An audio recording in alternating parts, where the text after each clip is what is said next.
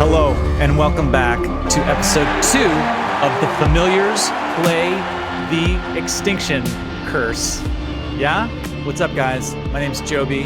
I am your game master for this adventure path, and I'm so psyched to be coming back at you on Baileywikis channel.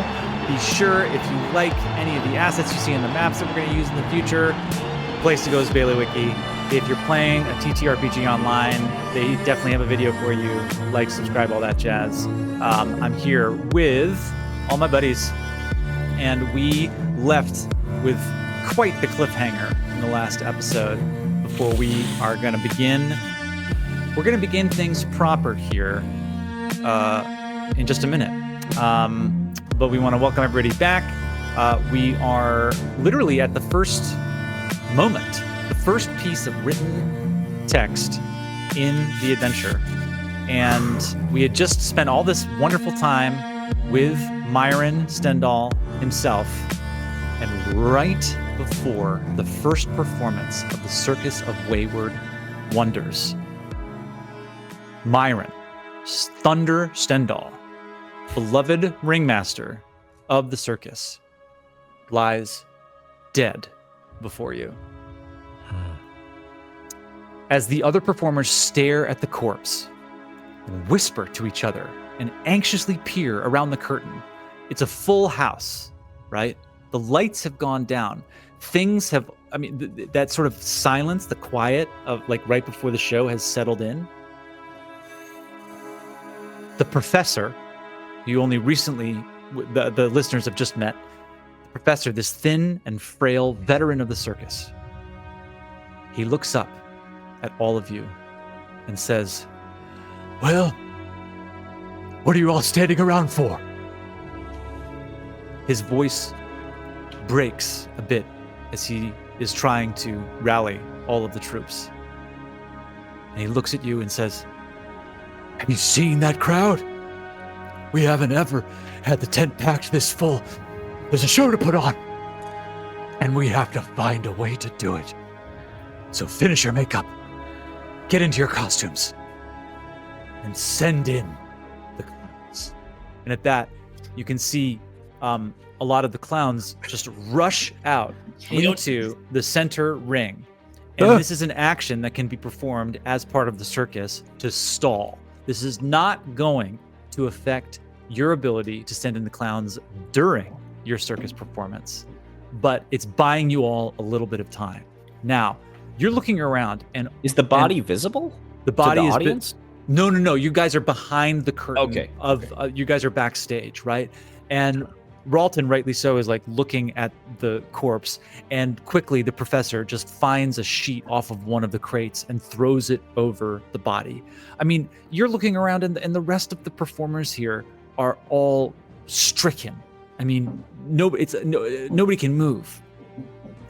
And the professor is looking around and sees the group of you and comes up and says, "Look, we've got to figure this out. We've got to figure this out quick. There'll be plenty of time to figure out what happened to Myron. But there's one thing." He's going on like full adrenaline right now, okay? "If there's one thing I know, it's that he'd want all of you to be able to perform and put on a good show. So let's keep our heads on top of our shoulders. Let's let go of our assholes. Breathe and believe and figure out." He's kind of freaking out.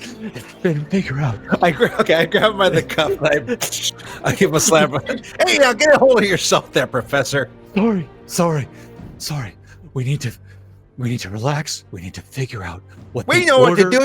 You're acting like you're not talking to a whole slew of consummate professionals in the circus trade. All right, now take a deep breath.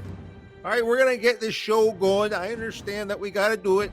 All right, but you just take a breath there. We don't need any panic in the room. No panic in the tent. That's rule number one. You know That's that. absolutely rule number one. Right. No panic in the tent. Forgot rule number there. Number one, panicking in the tent. No panic. He starts wandering around and Prof. just telling random people to like, don't panic in the tent. Princeton bends over the body and is just like, Myron, it's too late for a nap. Wake up. Oh, I go kneel next to Cranston and put a hand on his shoulder. Said, "Yeah, son, Myron's not coming back. He's got it." And I put a paw on Cranston's other shoulder, and I just say, "I knew that was going to happen," and then walk away. Okay, so she's suspect number 1. Ralton takes note. The professor comes back and says, "Okay, you're right. I don't know what happened. It's been a long time since I've seen." His hands are shaking. He says, "Look, we need to figure out what the order of the show is going to be. He didn't tell me what his plan was. Now, let's just review to make sure that all of us understand what the standard order of a circus performance is. Also, perhaps our listeners might also be interested in what's about to take place." So listeners, just so you know, in this game, the Extinction Curse, not only are we going to be playing a full adventure path, but there is this mechanic on top of what we're going to be doing where our players are going to be basically putting on a performance. And there are a variety of things that they can do, either perform in the show or play in support roles, but it's going to be a series of roles to determine how successful their performance is. Now, what all of you know and remember is that basically there are 4 acts to every circus performance. There is the opener, there is the build-up, there is the big number, and there is the finale, all right? In the opener, it's 1 performer. In the build-up, it's 2 performers. The big number, which is going to be kind of the centerpiece of the show, it's 1 performer. And the finale is 3 performers, okay? Everybody can perform once, and you have other NPCs that can also perform. Just to remind everybody, you have Axel's amazing aviary, you have the dwarven throwers, you have Elysia and Mr. Tickles, which is a big snake, okay? Okay. You have the Flamboni sisters. You have the Featherfall 5, which is like an acrobatics troupe. And you have Mordain, the magician. And all of them are standing around. All of them are looking pretty shook. And there's not much time to decide what the order is going to be. So all of you can perform or choose to take support roles, and I will take notes on what you guys perform. So the professor comes up to all of you and says, "All right, do we have an order?"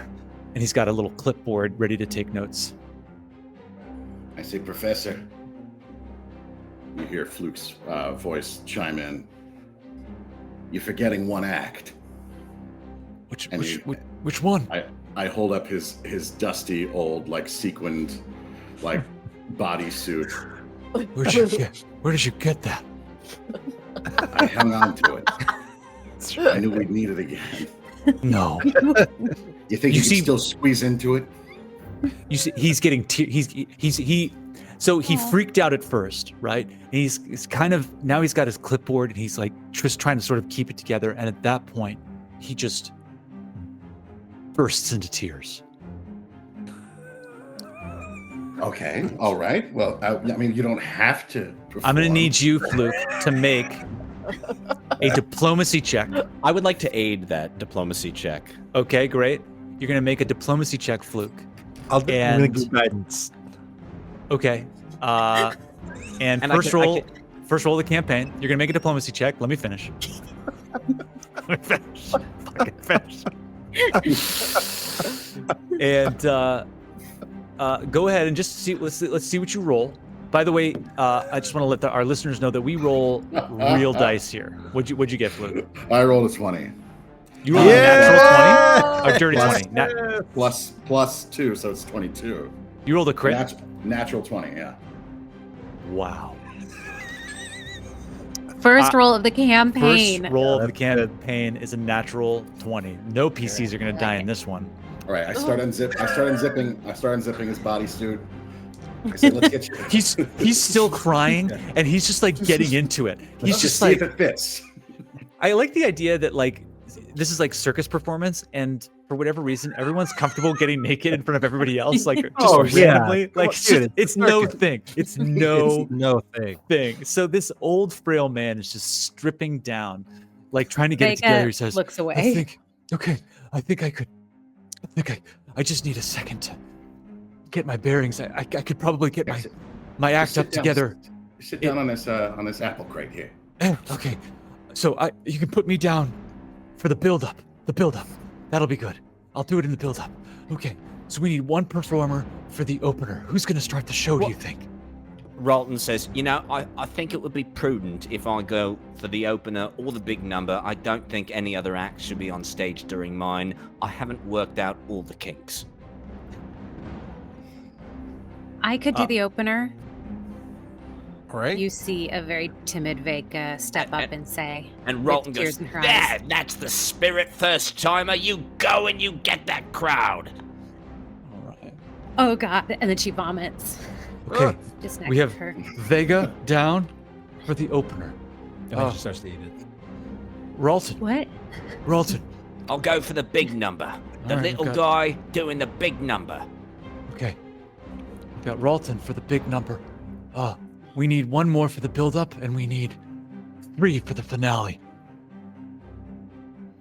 Well, I'd like to start the Cranston's second act just if that's kind of- possible. Okay, we've got Fluke down. Fluke, you'll be with me. That's right. Nothing says D&D excitement like scheduling. Yeah. Welcome to our experience. And we need 3 more. We need 3 performers for the finale. So it can either be 2 of you, or you can use 2 or 3 of the NPCs. Cranston, you can do the horse tossing in the finale, right? Cranston's just kind of rocking in place and is just like, Myron said I didn't have to go. Myron said I didn't have to go. Myron said I didn't have to go. If Myron said you didn't have to go, you don't have to go. Hey, what about that Mr. Tickles? And you look over and you see Elysia, who is a medium-sized human, with this huge boa constrictor just around her. And what she comes over, and as I'm just pulling up my notes here, she is pulling herself together. She says, "All right, yeah, I can go. I think that Myron would want me to be in the final act," and she seems to sort of be trying to hold on to, her composure. And she says, I think I've got a good show in me. What do you say, Mr. Tickles?" And she looks down, and you all notice this sort of before she does. Mr. Tickles doesn't look so good. No. Mr. Tickles, what's wrong? It just looks kind of like super lethargic. And she's, this isn't good. I'm more than happy to go, but we got to figure out what's wrong with Mr. Tickles. No, maybe you should sit this one out. I think we're gonna need Cranston. So Ralton goes over to Cranston and puts his arm up on Cranston's sort of big hunch and says in a very sweet voice, Look, lad. I know Myron said you didn't have to, but Myron died. We don't know how he died. Might be broken bones, might be broken organs, might have been poisoned, could have been stabbed. I haven't looked yet, but the point is, he's gone. So what he said doesn't really matter. What does matter is that crowd out there with all those people and all those children who came here to be entertained. And you, with your horses, I don't know what you do with them. I haven't really seen it before, but you are the one that can bring them joy. Cranston is just like kind of wailing more and more and more, and as he gets more and more upset, something starts to happen, which is that the stones that are feathers on him start to like stick up and vibrate, And then this like fiery cloud starts to come out from around him and swirl around him in an aura, and little bits of stone break off around him and start swirling around him in an aura. And just Ralton goes, yeah, great, you could just do that. Do that. I don't like the trick, I don't like the trick, I don't like the trick, I don't like the trick. Yeah, how about no trick? Why don't you just walk out there? Ralton goes, okay, change the plans, and just sort of starts pushing Cranston out for the opening. Okay. Cranston, All right. are you I'll doing never get anything to Cranston, are you doing anything to make this not happen? Well, so what I just described is my kinetic aura activating. I think as soon as, I'd like to push against being pushed out, but All right. I don't know how close I am to the audience view. So like, I think as soon as the audience sees me, I just kind of freeze. Just for the sake of Clowns. this being pretty awesome, Ralton pushes Cranston out. Oh, I'm just no. gonna say this, like you just weren't expecting it. Okay. Cranston, It's less a show of force and more like like How'd you go? How'd you go? Cranston, There you go, lad. you're out, and you see the clowns finishing up their act, and it looks to be going successfully, but this big burst of laughter hits just as they finish, but you get pushed out, and there is a gasp. Silence. And the clowns feel it, and they rush off stage. Now, you get 3 actions. Can I cast guidance on Cranston? I will... is there a range on it? 30 feet. 30 feet? Can't trip. I'm going to say you can, but it's going to be one of your actions for the circus. Okay. Okay? Yeah. So, you're going to cast guidance as one of yours. Okay. So, you cast guidance on Cranston. Cranston, you feel this gentle hand on your back pulse warmth through your body. Is your kinetic aura still going? Yeah, it's active until I dismiss it. Great. You have 3 It actions. doesn't hurt anyone who's in it. You can choose to perform a trick. You can choose to do anything that has a little diamond next to it. What would you like to do? All right, so Trying to put the horse out too. Cranston seeing the audience and hearing the gasp, his big yellow mini eyes just kind of go big and circular, and a little molten tear starts to go down his face, and he bows his head and he shuffles to the center of the ring. And then I'm going to cast for my first action Armor in Earth, which means that all of the little bits of stone that were sort of floating around me as part of my kinetic aura go like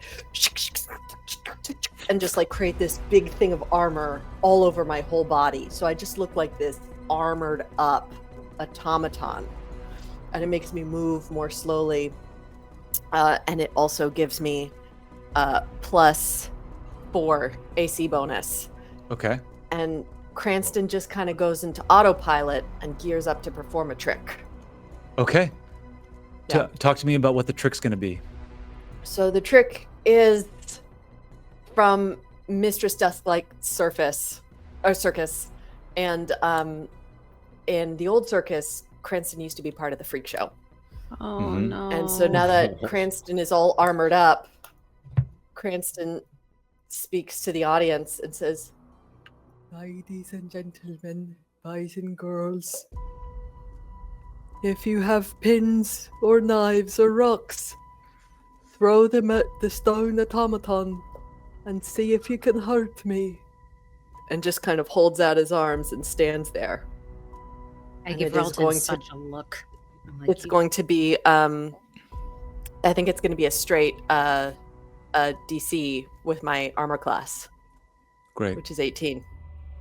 So there's a total silence.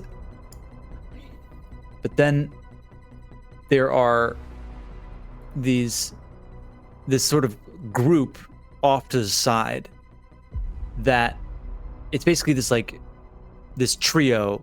Chuck, you saw them come in and you knew they were going to be trouble immediately upon seeing kind of their level of inebriation, Yeah, right?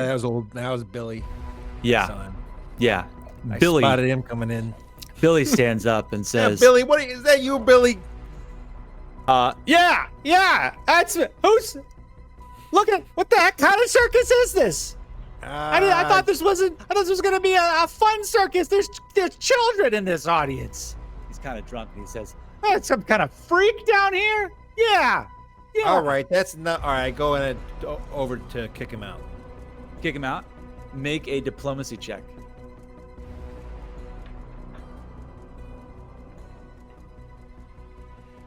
$13. How are you trying to kick him out?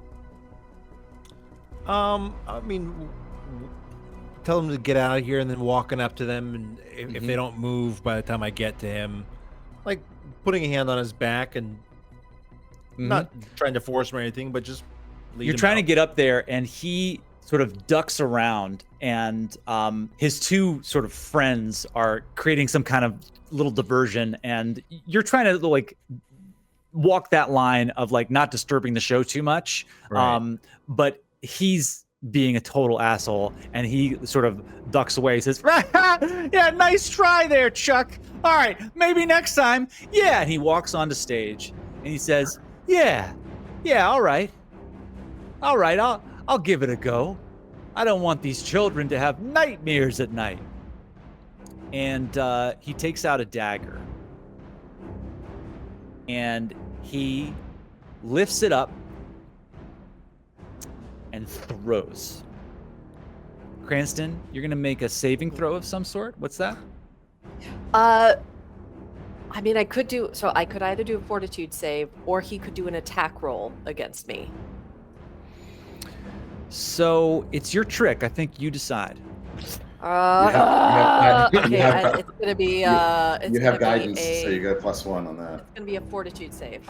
Fortitude save with a +1. Okay. Go ahead and make a fortitude save. 8 + 9 + 1 is 18. Damn. 18. What's it look like when this trick succeeds? So the knife comes in, and it like stops and goes right against the stone armor, and then the stone armor, it almost looks like the stone becomes liquid, not molten, and it goes around the dagger, and then it crushes it. And there is a huge applause Yeah. as everyone and Billy is just like, "Oh, can I have my knife back?" And then someone else is like, "Get off the stage, Billy!" And he sort of like slinks back. Hey, too bad about your daddy's knife there, Billy. Shut up, Chuck.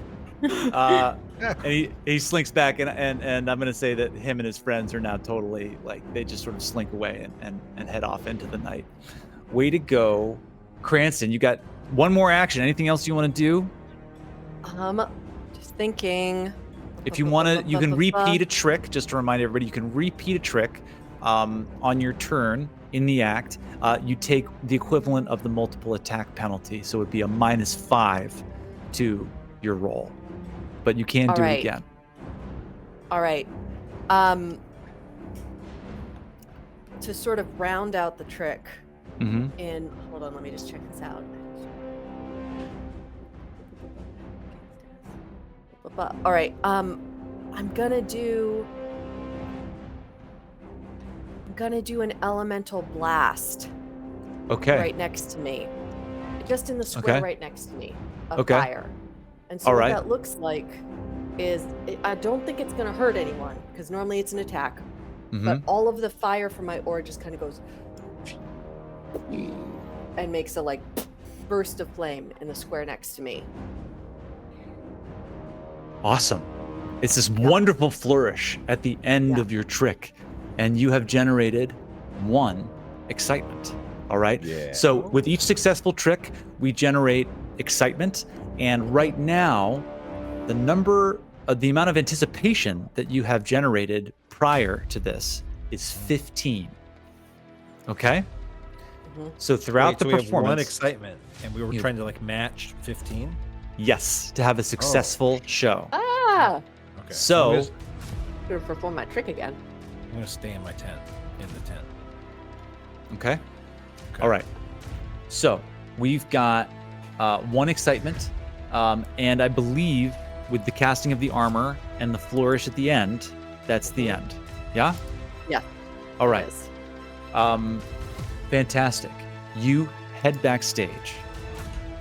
Ralton just runs right up to Cranston and goes, "Oh, well done, boy, well done," and sort of tries to grab him by the face, but he's too tall, can't do it, and just says, "Myron would have been very proud of you." Cranston just keeps shuffling right on out of the tent, right to the animal enclosure, and goes and sits down. All right. Up next, we have Vega. Vega.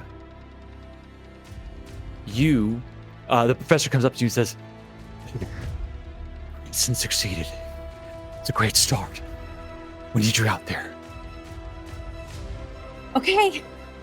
All right. And my little Fiorello darts out and gives me a little kiss, and I give him a little kiss, and I go, "What's happening?" And then I go out. Okay. You walk out, and there is the wonderful electric silence of the audience. What are you doing? I think I'm just taking it in for a little bit. Mm-hmm. And it probably looks to people on the outside like I've totally chickened out and lost my mind, but I think this is the happiest she has ever been. Yep. Yep. And it's very quiet. And she says, maybe a little too quietly, "Does anyone have an object that I could read for them?" And I'll say that there's this. I'll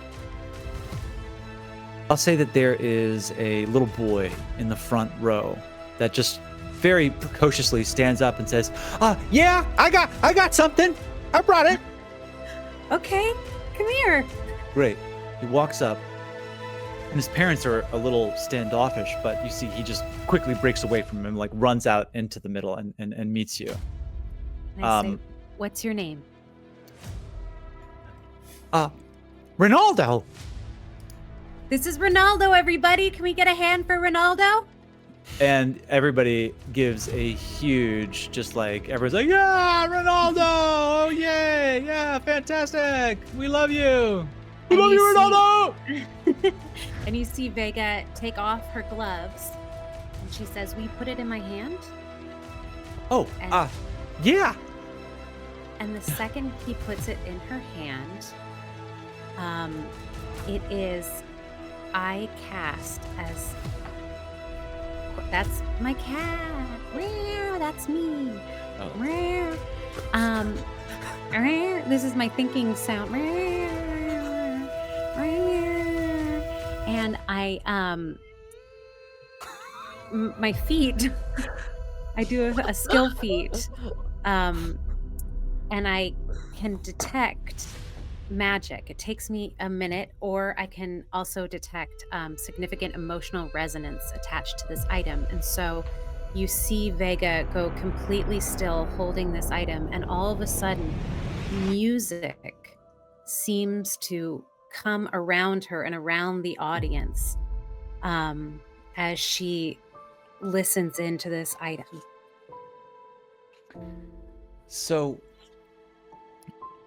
as this music swells around you, Vega, see this little boy, Ronaldo, playing off in this what looks to be like an empty field of a farm, right?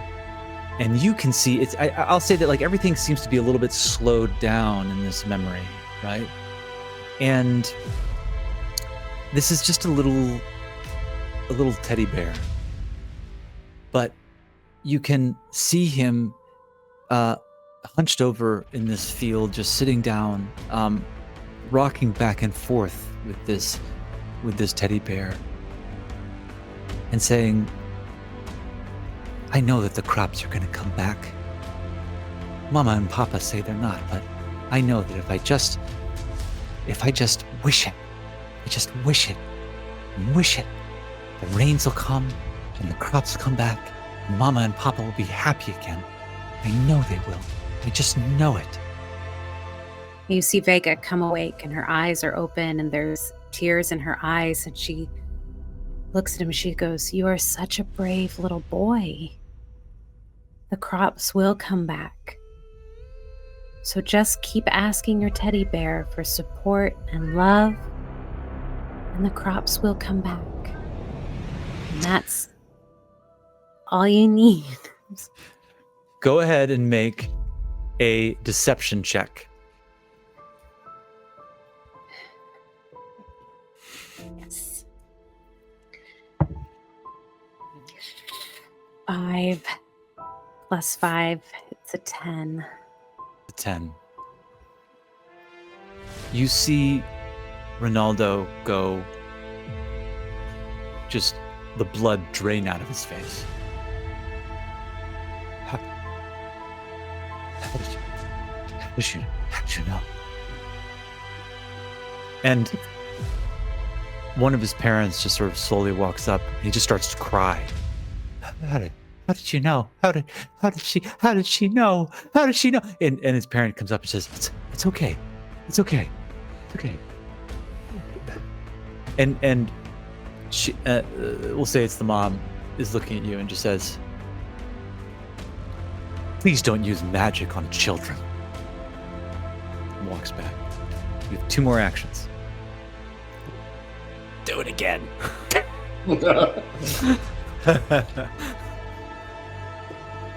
Does anyone else have an object? Go ahead and make, I'm going to say that this is going to be one of your turns, and it's going to be a society check.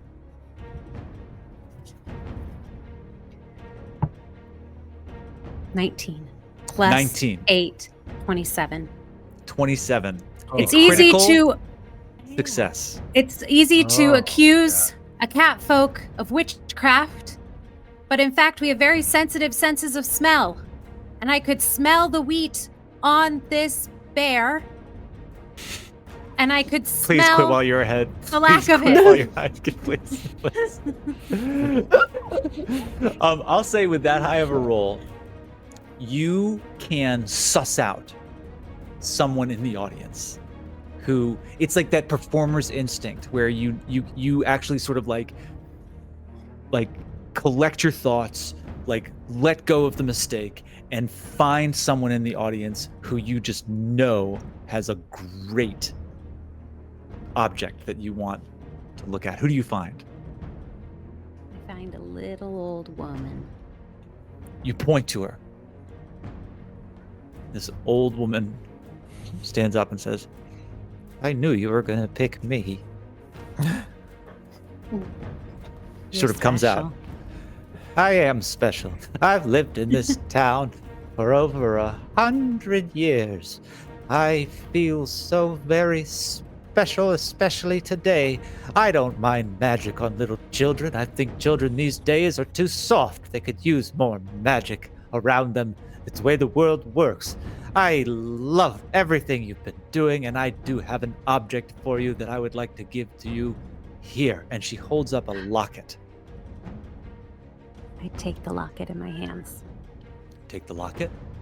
And now you have a choice whether you can do magic, and I'm just going to say that every time you do magic, you're going to have to do it. The trick is a deception check to make people feel that you're actually not using that magic. Or you can do a, let's say, either a sleight of hand, a deception check, or a society check to try to read this person, and just do it with your... Society with my eyes. Okay, great. So go ahead. Can I give her and guidance from backstage? Yeah, I'm 30 absolutely. feet away. Yeah, sure. I just send a little like, hey, you got this, Vega? Meow, meow, Vega. Does that guidance take actions out of your turn, or? See, we got to figure this out because I think what we're going to do is since you're off screen.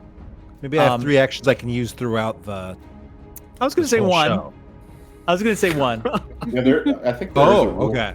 for non-performer roles, right? Like, would I be able to have 3? I'll double check the rules. Sure. Let's say for 3 for now, and Okay. then we're gonna then we'll check the rules in between sessions. So you get guidance, Vega. What did you roll on your trick? I rolled a 16 plus society is 8. An 8. No, plus society. Sorry, 16 plus 8. So Plus 20 1. plus 1. Plus 1, 25. All right. Great. Pretty good. Pretty darn good. You hold the locket up, and without opening it, it looks as if you close your eyes. But you have the slightest bit of your eyes open, and you're still looking at this woman. And you're trying to read as quickly as you can any details about this woman that you could glean. And you see that she's wearing a little bit of makeup. You notice that the dress she's wearing looks to be of relatively formal cut. And you see on her hand that she has a wedding ring. And the last bit with such a high roll that you get is there's a whiff of sadness about her. And you glean that this day is special, and the locket she gave you is a memory of someone very special to her.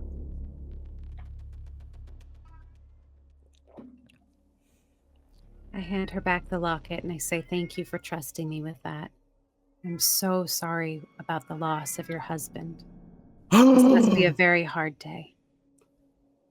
She had this a little bit of a sourness about her. She was like psyched, but it looked like she was like trying to stick it to the audience.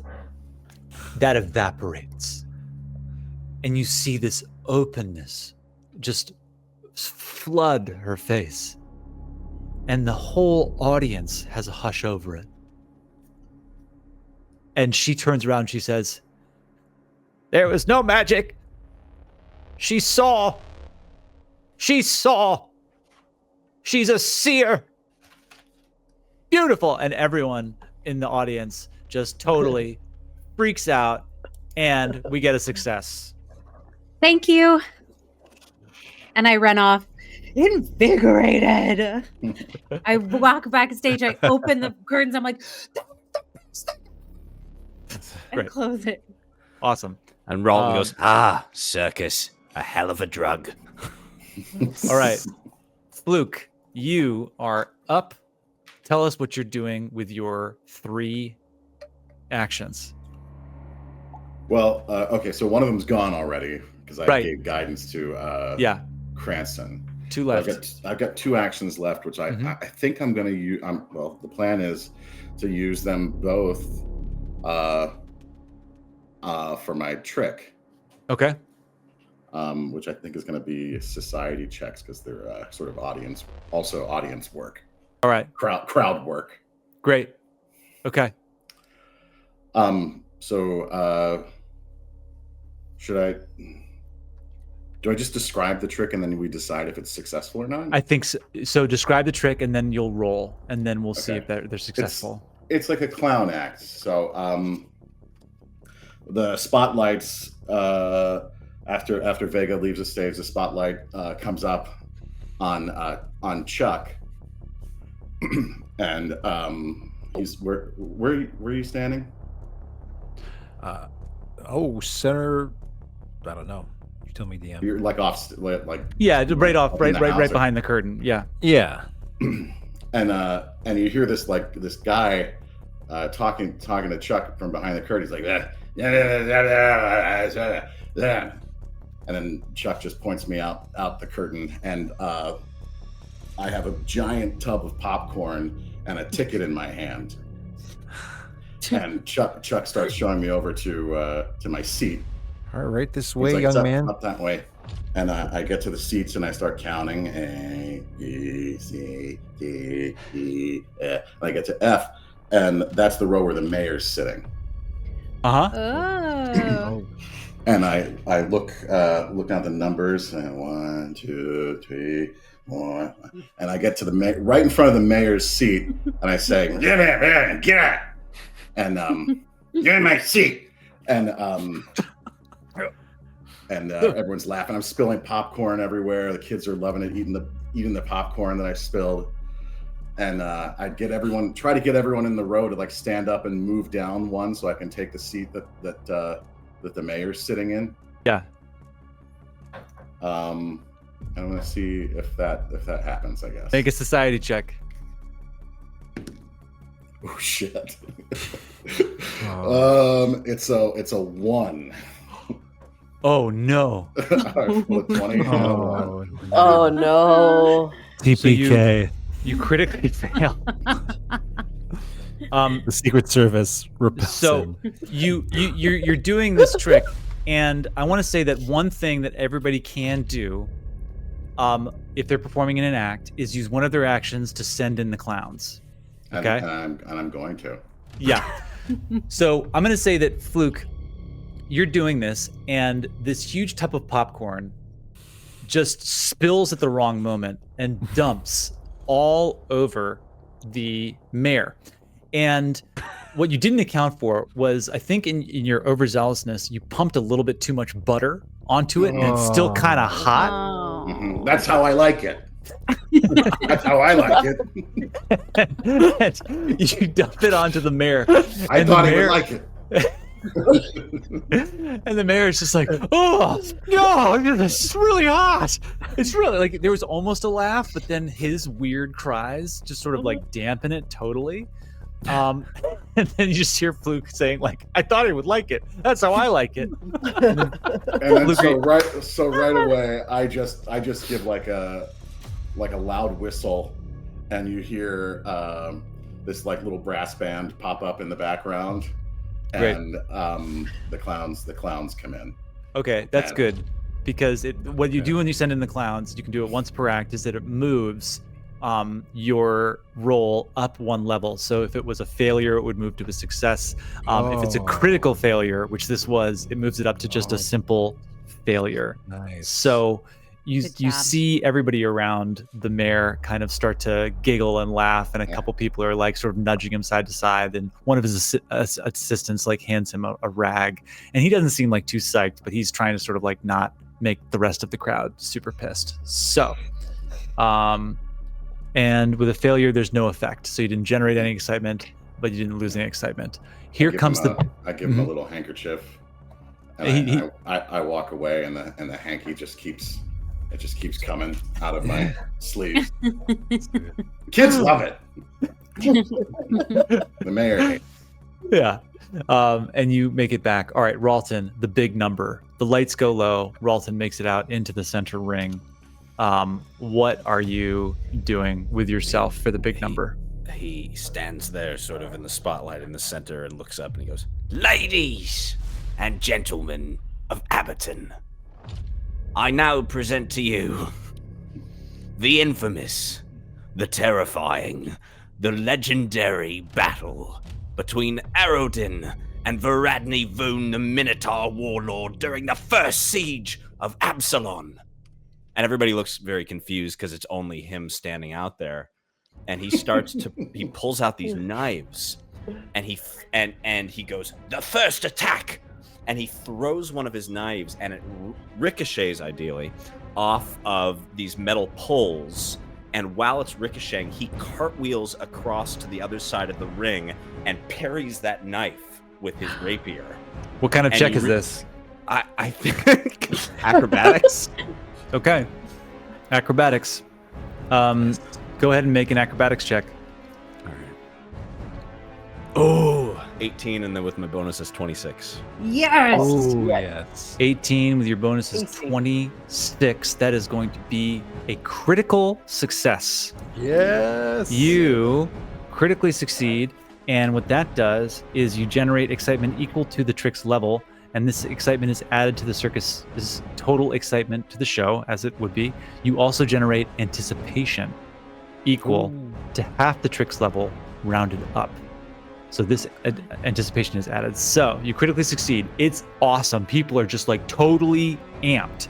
And so you generate 1 point of excitement and you generate 1 point of anticipation. You have 2 more actions left.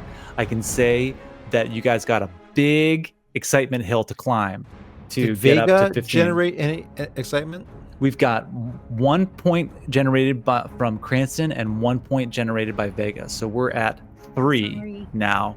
And the total anticipation is now 16 as opposed to 15. So, Ralton, but wait, what are you and doing? then Ralton just generated a third, right? Yes, correct. You're Gotcha. 3 out of 16. All right?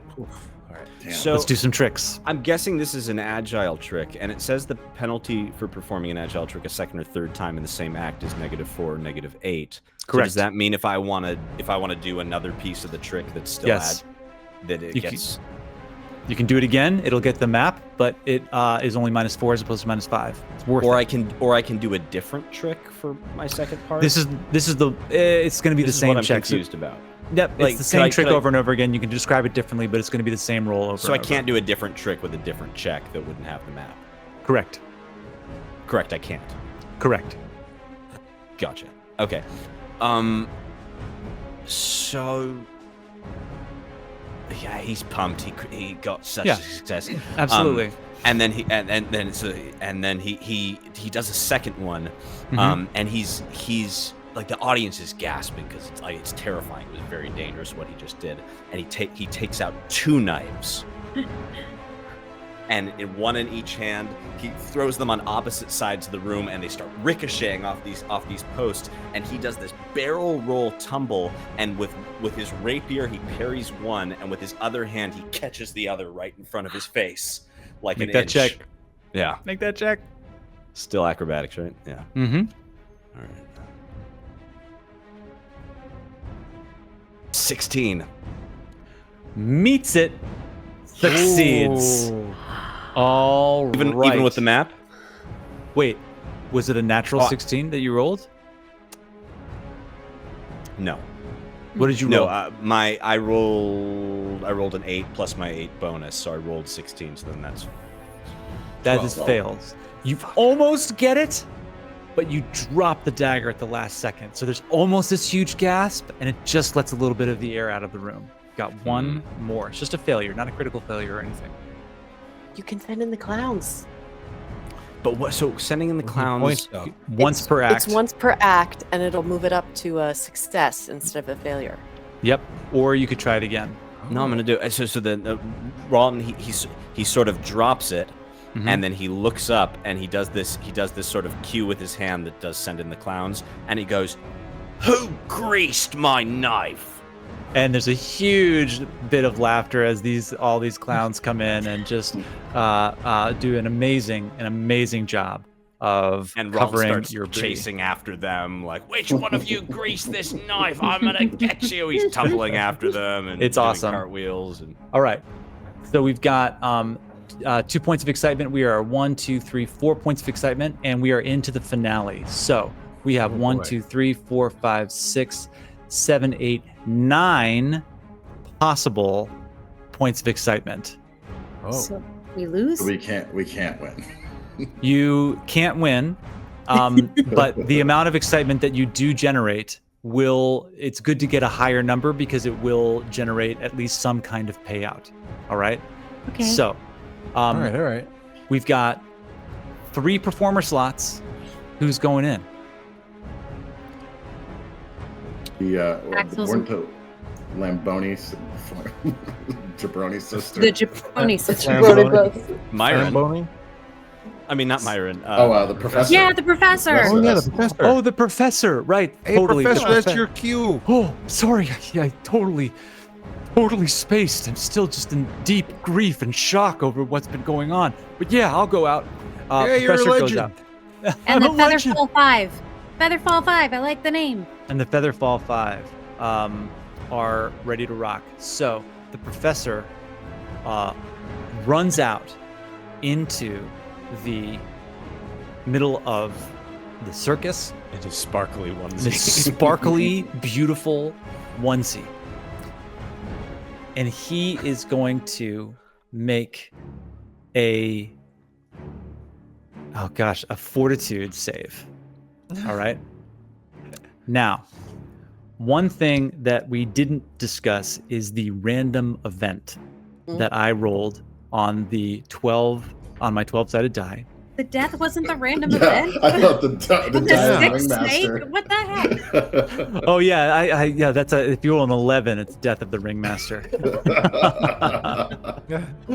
But the random event that I rolled was equipment malfunction. Oh no, this Oh no. game is so hard. So, Oh no. he runs out and he says, "People of Aberton, it is I, the professor, back from retirement, here to swallow this flaming sword of fire. Behold, I never thought that I'd find my way back to this type of performance, but I am moved beyond words." And he takes a flint and tries to light it. Tries again. It's just not happening. It's just not happening. Hold on, it just seems gotten wet from my tears. Oh God, this is terrible. I'm so sorry. He just starts saying like over and over again, "I'm so sorry. I'm so sorry. It's really pathetic and sad." And he just walks back and comes backstage, and he says, he just can't stop saying, "I'm so sorry. I'm so sorry. I'm so sorry." He just walks off. There's 3 performers left. This is going great. Can someone Oh, God. co-star? Wait, could someone co-star there? Sure. And, like, Yeah. Come out and light the fucking thing for him. So who else is going to be? It's got to be someone who hasn't performed. And right. yeah. Oh, okay. All right. Oh, then can I guess I can cast electric arc onto the sword. You're going to have to come out as a performer. I mean, is that all right? Yeah, absolutely. Chuck. Chuck. Chuck. Hey, Chuck Perry. all right. Hey, hey, everyone. We're gonna try that again. Come on back out here, Professor. Oh, I'm so sorry. Just because I'm No, so... it's all right. Just say, Professor here just got a haircut today. Oh, dude, And, I think it left him a bit out of sorts. He got his ears lowered, but that's You noticed? all right. We're gonna get these swords lit up. We're gonna do it right. You stand back right over there, Prof. And I set him up next to the big central support pillar, and I said, "All right, you know how it goes, folks. 20 paces." And I go out 30 feet. 30 paces, 30 feet, and then I like zip around. All right. And then point at that sword, Okay. and then cast electric arc. Oh God. Which electric arc. It's a reflex saving throw, I guess. But I'm aiming at the sword. You're aiming at the sword, right? Yes. All yes. right. Yes. You cast electric arc. It careens out of your hand. I'm going to roll right now and see what happens, and we're going to have to find out what happens with the end of our first performance, which is going poorly. But it's our first one. And I also think that the characters are just fakak. There's a dead body backstage. There's a dead body backstage. But here we are, frozen in time. Electric What do we arc. say when there's a dead body backstage? That's showbiz, baby. That's showbiz, baby. Thank you so much for tuning in. Check us out. Episode 3. We'll figure out what happens at the end of this adventure and what the heck happened to Myron Thunder Stendhal. But until then, be sure to like and subscribe everything you see here on Bailewiki's channel. Check out all of their assets on their Patreon. And until then, thank you so much for watching, listening, and our intent is all for your delight. Peace out.